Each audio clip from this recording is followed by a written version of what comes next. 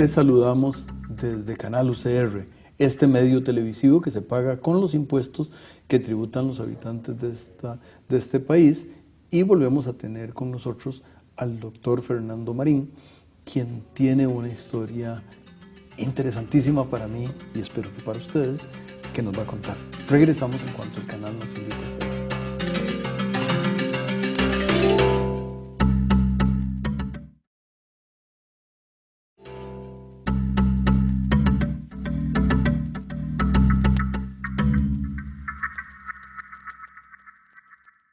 Continuamos, amigas y amigos,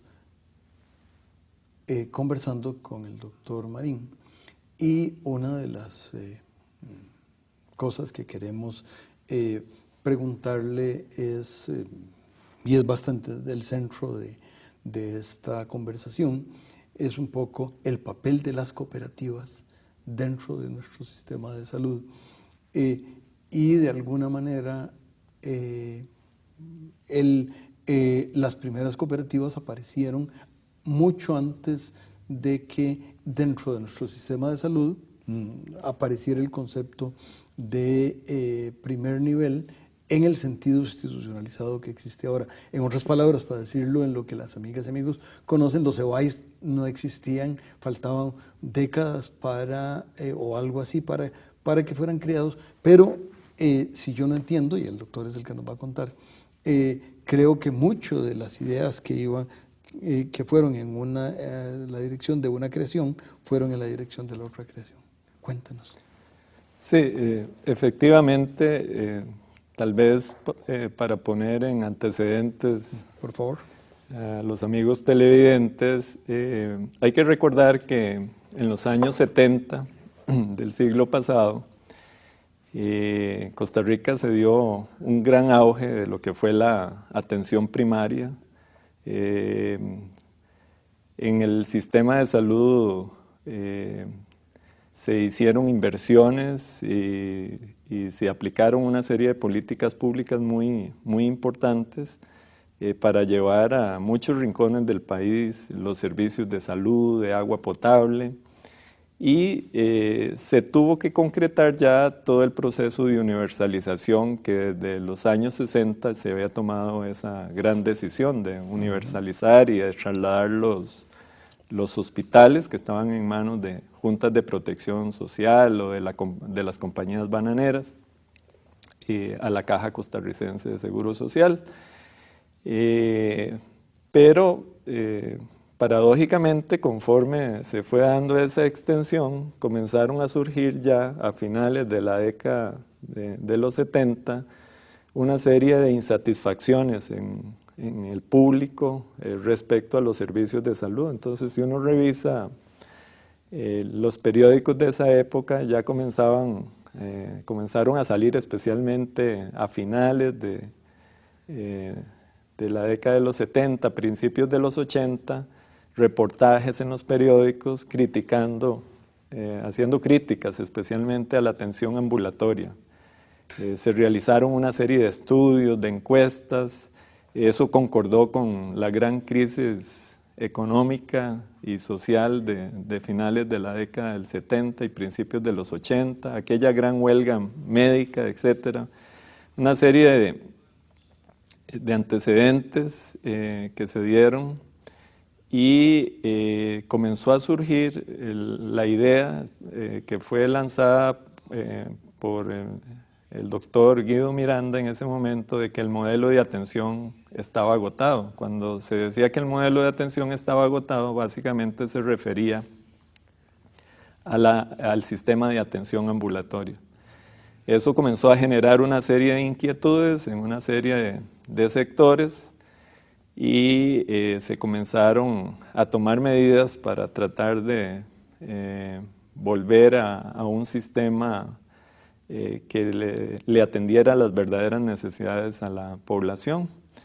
Eso concordó con mi práctica de servicio social en la zona atlántica, y trabajando, haciendo unas vacaciones en una clínica que estaba en una finca bananera, La Perla, ya comencé a percibir en la práctica una serie de problemas que tenía el sistema. Por ejemplo, era una clínica con una infraestructura muy grande, muchos empleados y solo un médico. Y se atendía durante pocas horas.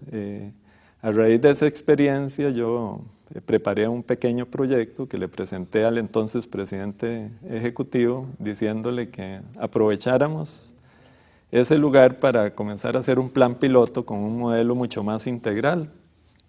Y bueno, eso no fructificó, yo me fui a estudiar fuera del país y a mi regreso, trabajando en la Facultad de Medicina, en la sección de Medicina Preventiva, lo que hoy es la Escuela de Salud Pública, se me encargó preparar un plan para capacitar a los médicos en medicina familiar y comunitaria durante el internado. Eso lo estuvimos trabajando, fue un proyecto muy interesante que no pudimos ejecutar de inmediato por circunstancias que tal vez nos llevarían todo el programa, pero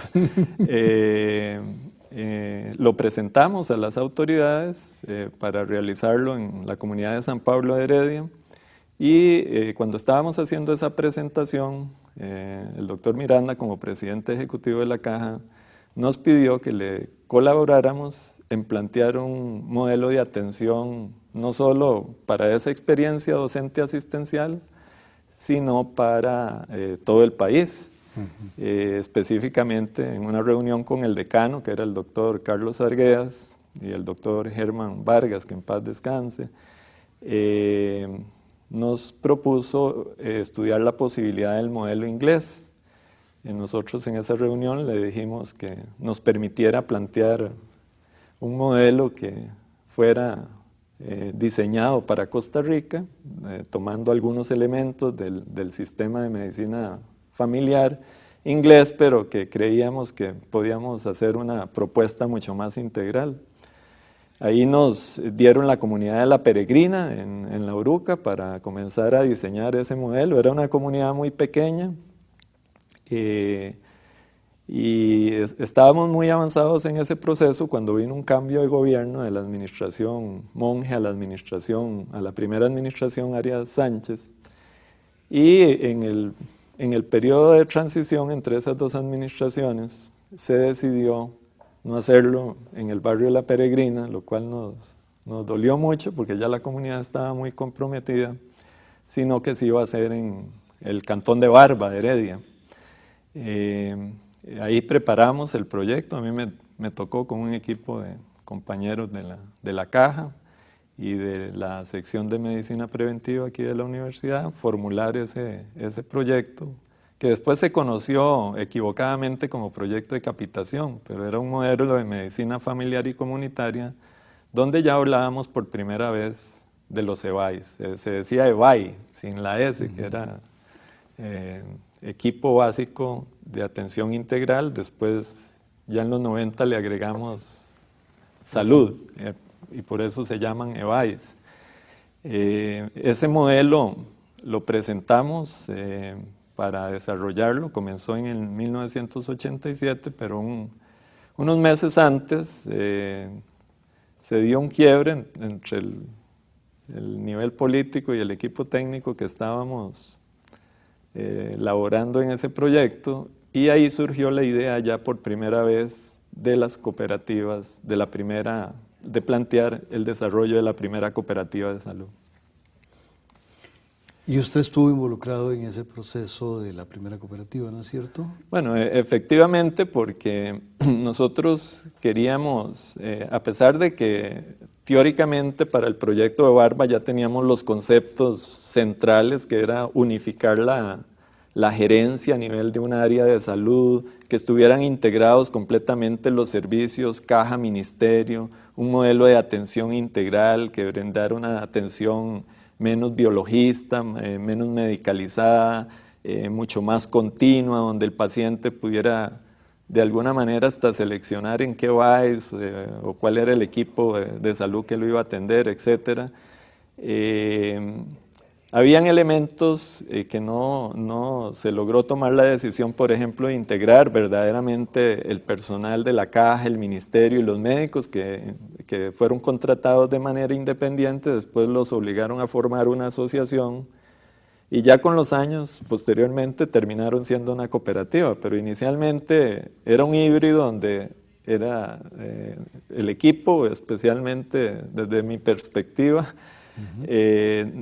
consideré que no se iba a poder aplicar el modelo tal y cual lo habíamos diseñado, y entonces propusimos, y fue bien acogido también por esas mismas autoridades, que nos permitieran probar ese modelo en la clínica de Pavas, y para poder hacer esa integración, que era muy difícil por los enfrentamientos, las cuestiones ideológicas, la oposición de los sindicatos, de las dos instituciones, etcétera, de que nos permitieran entonces establecer una cooperativa de autogestión donde tuviésemos cierta independencia, cierta posibilidad de gerenciar nosotros el proceso mediante un proyecto colaborativo con la Caja Costarricense de Seguro Social y el Ministerio, y así fue como arrancó, después de un par de años de estar trabajando el proyecto, de formar el grupo precooperativo y después de muchas vicisitudes, porque fue un proceso muy complejo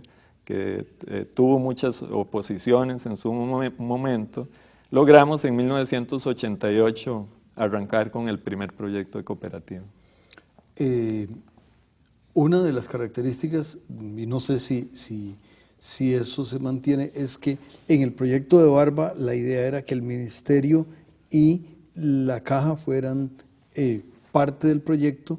Creo que ya cuando fue a cooperativa ese elemento se perdió de la participación de los dos, o es que esa evolución fue posterior. No, o sea, la idea era siempre de nosotros, casi desde que empezamos con el proyecto del internado en medicina familiar y comunitaria, con una experiencia docente, que fue lo que planteamos, era que este modelo de medicina familiar y comunitaria a nivel local permitiera la desconcentración de los servicios. Hoy sigue todavía siendo un sistema muy centralizado desde el punto de vista administrativo, pero en ese entonces mucho más. Había división, había un sistema para los pobres en el Ministerio de Salud, pero no para todos, solo para una parte. Había problemas, digamos, de duplicidad en ese sentido, de falta de cobertura. Habían acciones de salud pública que a veces no estaban bien definidas quién las hacía y quién no, etcétera. Y entonces nosotros decíamos que este modelo podía ser administrado por el ministerio, si el ministerio tenía servicios de salud en un lugar y la caja no. Recordemos que en ese momento había lugares que tal vez había un centro de salud del ministerio, pero no había una clínica de la caja. Y entonces la gente, los asegurados tenían que viajar grandes distancias para ciertos servicios y solo para algunos tipos de asistencia o atención iba al centro de salud del ministerio. Desde entonces nosotros planteamos, bueno, puede ser que la caja se haga cargo en otro lugar, en la mayoría, que era donde tenía, la caja era la que siempre ha tenido desde entonces mayor capacidad instalada, que fuera ella la que administrara, que en algunos lugares podía ser una municipalidad, y en este caso planteamos que en el caso de Pava fuera una cooperativa de autogestión formada por los propios trabajadores. O sea, ya no iban a ser empleados públicos, sino asociados a una empresa de la economía social, pero íbamos a brindar el mismo paquete de servicios. Bueno, diseñamos un paquete de servicios mucho más integral que integraba lo de la caja y el ministerio bajo una figura de gestión que era la cooperativa, pero perfectamente el modelo podía ser administrado por una institución pública o por otra figura. Ese fue el planteamiento inicial. La continuación de la historia vendrá una vez que el canal nos invite a realizar.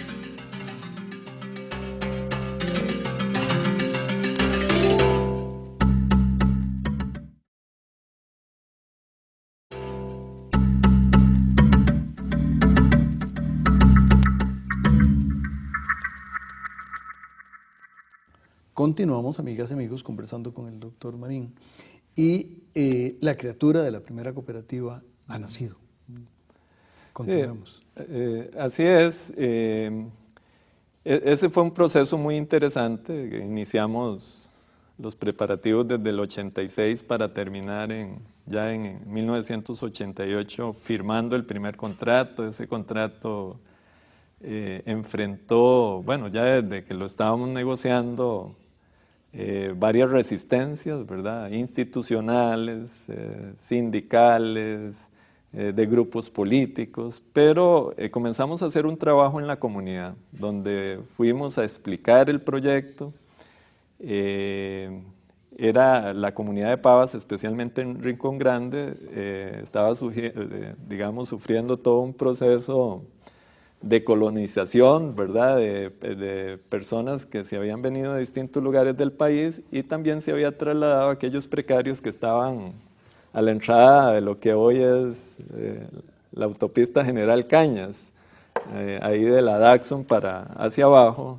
Las personas que tal vez tienen nuestra edad recuerdan que habían unas zonas de precarios muy grandes. Y entonces, bueno, toda la zona de Rincón Grande eran zonas donde se estaban desarrollando proyectos de vivienda. Bueno, cuando nosotros empezamos eran tugurios, ¿verdad? Era miles de viviendas en ese lugar.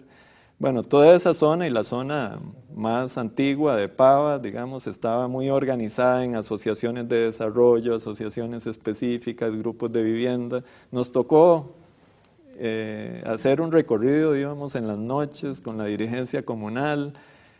Fueron muy críticos, pero muy receptivos, y con ellos terminamos de pulir en una reunión ya final en 1988 lo que iba a ser el contrato. Fue muy participativo y ellos siempre estuvieron vigilantes de lo que iba a ser el desarrollo. Ya el primer año fue muy exitoso, digamos, la forma en que comenzamos a prestar los servicios, y ya la gente al año defendía el proyecto a capa y espada. O sea, la misma dirigencia comunal que estaba recelosa o en algún momento se había opuesto, nos comenzaron a dar el apoyo, y eso motivó a que otros grupos comenzaran a pensar en cooperativas, y rápidamente ya al año estaba formada la de Tibás, Copesaín, que empezó en la clínica de Tibás, de la zona de Los Santos, que nunca se ejecutó el proyecto, pero nos buscaron para tratar de armar una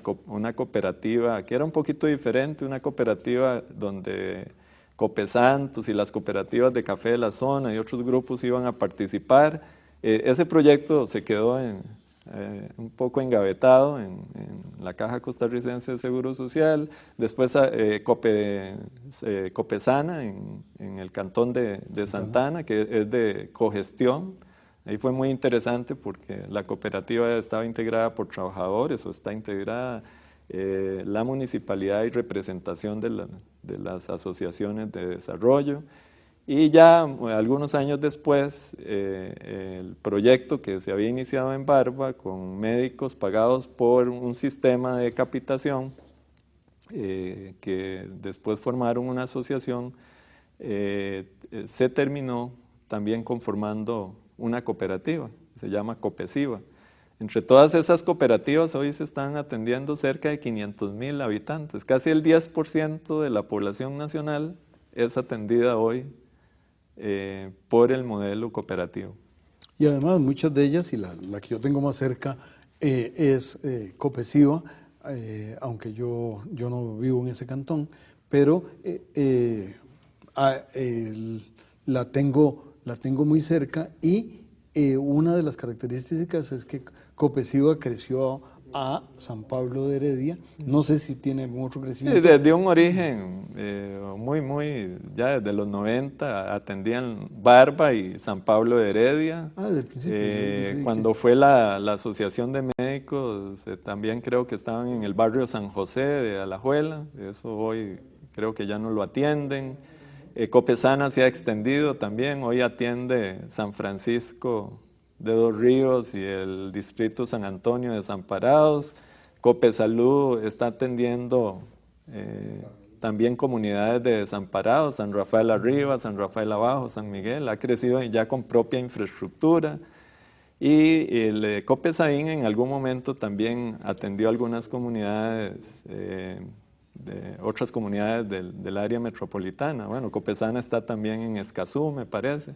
En fin, ya que el 10% de la población esté atendida por 4 cooperativas es muy significativo, aparte de otros proyectos como el que desarrolló, el que estuvo la universidad hasta hace poco, la Universidad de Costa Rica, que hoy es administrado por una universidad privada, y también las áreas de salud que son atendidas por la clínica bíblica, ¿verdad? Estamos hablando tal vez de unos 800,000 o más habitantes que están con modelos de gestión descentralizados. Siempre dentro del esquema de la seguridad social, que eso es lo importante, eso fue un principio que nosotros desde un inicio defendimos, de que no queríamos fragmentar el sistema de seguridad social, sino conservarlo y fortalecerlo, porque es ese modelo solidario lo que realmente hace la diferencia en Costa Rica.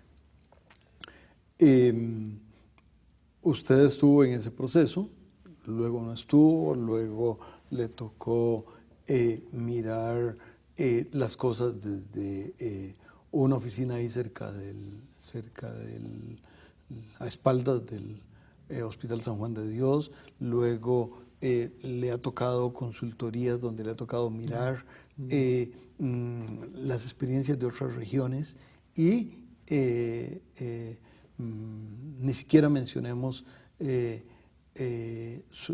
la más reciente tarea que usted ha ejecutado en los últimos 4 años, donde ha habido mucho de elementos afines, pero tal vez antes de ese periodo, ¿cómo mira usted y desde que arrancó Pavas ha llovido bastantillo? ¿Hay logros? ¿Se fue en la dirección que era? ¿El sistema lo entendió? Recientemente hubo una serie de presiones contra estos arreglos de parte de tanto en el propio sistema como en los órganos de control, etcétera. Sí, tal vez antes de ir a esa parte es bueno terminar un poco la historia, porque estos proyectos fueron fundamentales en el proceso de reforma del sector salud en los años 90. Ajá. Y hay algo que tal vez mucha gente, excepto los que directamente participamos, desconocen, y es que ya a inicios de la década del 90, retomando algunos proyectos que se venían gestando en la Caja Costarricense de Seguro Social y el Ministerio, en la administración Calderón Fournier se planteó un proceso de reforma del Estado, que terminó al final con un proyecto de reforma del sector salud. Paralelamente a la extensión de las cooperativas, y en medio de la campaña electoral que venía para el 94-98, comenzaron a pasar por Pavas muchos precandidatos. Dentro de ellos, el que iba a ser presidente de la República, don José María Figueres, del 94 al 98. Y él se interesó mucho en el modelo de los EBAI, de las áreas de salud, de las cooperativas, pero en la administración Calderón Fournier, paralelamente se estaba trabajando el proyecto de reforma. Y entonces, tanto en el programa de gobierno de don José María Figueres como en el proyecto de reforma, se retomó el modelo de atención familiar y comunitario, con los EBAIS, con las áreas de salud. Y entonces eso es un aporte muy importante que ya se había probado, que se había experimentado en las cooperativas de salud, y a mí me tocó estar en los dos. O sea, tal vez cuesta creer, pero a mí me llamaron, yo ya terminé mi función en la cooperativa, a participar y a darle asistencia al equipo técnico que estaba diseñando la readecuación del modelo de atención ya para proyectarlo a nivel nacional. Y paralelamente estábamos trabajando a solicitud del que iba a ser presidente de la República el programa de gobierno que se ejecutó en el 94-98, donde ya se ejecutó ese proyecto de reforma del sector salud, con la implementación de los EBAIS a escala nacional. En ese periodo llegamos casi a los 600 EBAIS, comenzando en las fronteras, en las zonas más rurales. Entonces yo creo que es un aporte de todo ese trabajo previo de los años 80, donde retomamos cosas muy buenas que se habían hecho en el país, como los programas de salud rural y comunitaria, todo aquel proyecto y la filosofía del hospital sin paredes, sin que sea una copia, porque no es los EBAIS, y ya experiencias que habíamos tenido el doctor Mauricio Vargas y yo en Colombia, donde conocimos proyectos de atención primaria con un enfoque parecido y experiencias a nivel internacional de países como Canadá, Nueva Zelanda, España. Todo eso de una manera crítica lo analizamos, qué era lo que se podía incorporar en el país, y ese es el modelo que tenemos hoy y que probablemente ya hay que replantear, pero esa es la historia, digamos, desde las cooperativas a una extensión a nivel nacional de las áreas de salud y de los equipos básicos de atención integral EBAIS. Pues doctor, qué bueno que pudo compartir con nosotros sobre qué habrá que replantear. Yo creo que un día lo podemos invitar, usted que estuvo en esta gestación y que sigue pensando y sigue construyendo realidades en este país. Y a las amigas y amigos los invitamos a que en la semana entrante, en los mismos tiempos y circunstancias que estuvieron con nosotros, nos acompañen y quédense con Canal UCR.